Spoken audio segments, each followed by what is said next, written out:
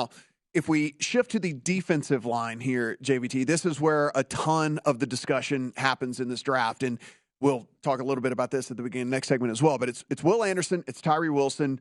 What teams value those guys more? Now, we know as far as productivity goes, Will Anderson has the tape, he has the productivity, he has all that. Now, what we're hearing is that some people want the length and all of that Tyree Wilson, but he is a 6'7" guy as opposed to a 6'3" guy in Will Anderson. He does have 20 more pounds than Will Anderson has as well, and apparently some of those teams tend to value that more than what Will Anderson brings to the table here. So I have an over 3.5 ticket on Will Anderson. This draft could go very badly for me. He goes inside the top 3 picks. I made that as soon as the number hit because I just didn't think I was under the scenario then at the time when the numbers came out that we'd probably go quarterback in the draft, and I didn't think that there was any chance that he was going to go. Then I sweat it real big, and now I'm kind of sweating it yet again. Gut feeling.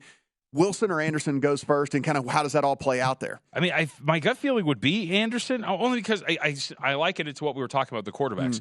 For the longest time, we were hearing Will Anderson is the best edge prospect in this draft, and I get the measurements when it comes to Tyree Wilson, but when you're looking at why that would matter, I always find it odd when we get to this point of the draft where it's like, hey, for months – Guy X has been the best prospect at his position. Now, 3 weeks out, it's like, ooh, but he might be slipping. And that's why my gut would tell me that if for a long time we've heard that Will Anderson, who could have been a Heisman candidate last year by some because how good he was, is now all of a sudden go behind a guy who has an injury and hasn't been working out. I feel like that I'd go with Anderson. Yeah, it's a lot of this stuff I think too, we are trying to just poke holes in all of these guys that necessarily don't have a lot of holes to be poked in, right? I mean, like we want to look at Will Anderson. He's only 6'3", 254. It's like, hey, he's 6'3", 254. I mean, it's big dude.